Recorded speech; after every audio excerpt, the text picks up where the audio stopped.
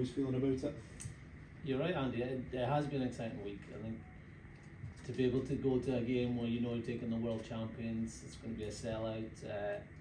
You know that you're going to have to play your best rugby to be in the game. So yes, it's got everybody's minds focused, and the players are really relishing this opportunity. You also met them in the World Cup a year ago. A year's a long time in Test rugby. A lot of rugby's been played since then. But what did you learn from that day? What do you need to do on the weekend that you didn't quite manage to do in Marseille? Yeah, look, different context. I think the first game of a World Cup, there's probably more emotion that goes through players' minds about how important that game was for not only as a one-off game, but our chances in the World Cup. The fact that we have played them, the players have felt what it's like to go up against the Springboks from whatever area of the game is relevant to them. It could be how they defend, line out, the contact area. So they know now or they've got recent experience of how it is to go up against the Springbok team. And also there's a lot of changes since then, changes in maybe how we play, but certainly how they've played since the World Cup. They're very innovative around what they want to do of set piece, and they move the ball wide. They'll play at pace, they'll play a much more of an open game, which wasn't so much the case in the World Cup.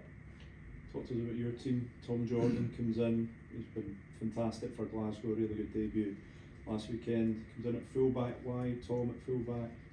And obviously Blair shifts out, and also Kyle Rowe, I'm guessing fitness concerns for him. Yeah, so obviously we with losing Darcy and now Kyle, we didn't really want to push it that hard this week. We got better news that he isn't going to miss the rest of the campaign, but with a hamstring injury and what will be demanded of any player this weekend, we felt this game was too early for him. But he is progressing. Both him and Darcy were training yesterday, so we expect him to be available next week. Yeah, so that got us thinking about what's the right combination. We'd always looked at a 6-2 bench split for the Springboks, and Tom became someone that we'd want to include in a match day 23. His ability to play 10, 13, and also 15. We'd thought that he could operate there at Test level. We didn't think he'd get that opportunity so quickly in his Test career on his debut. I thought he was excellent. He's very brave. His position in the backfield has always been good when he's played at 10 for Glasgow, and we know he's going to work really hard.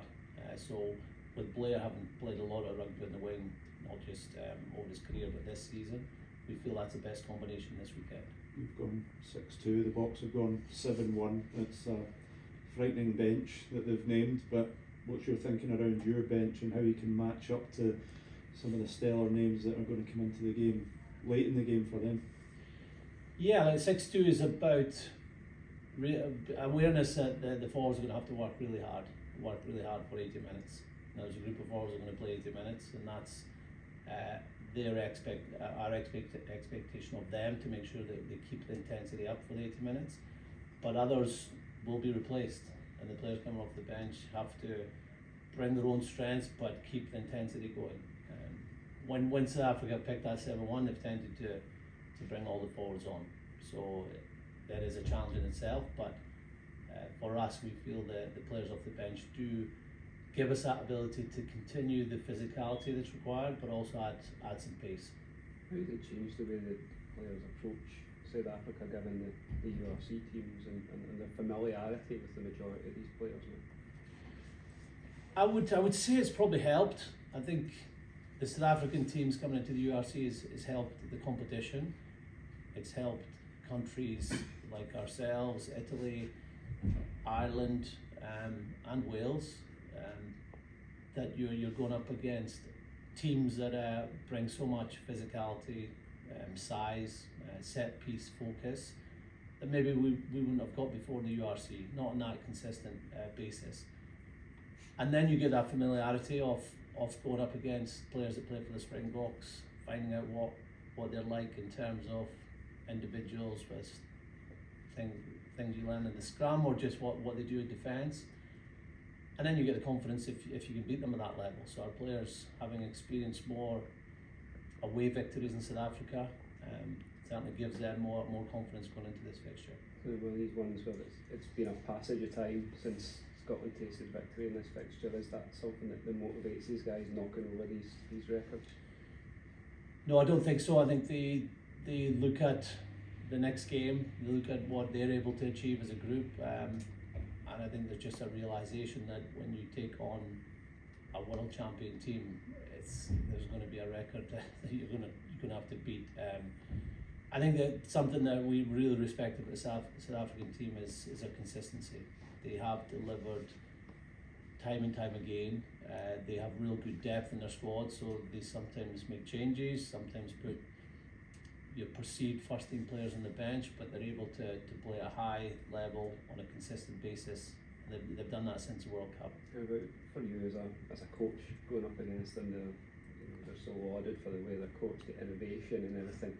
How much do you relish kind of pitting your wits in that way?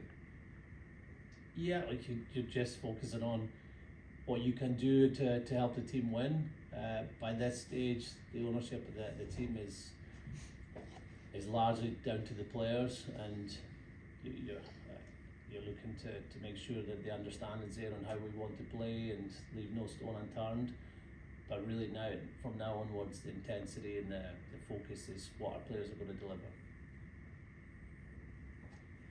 Great.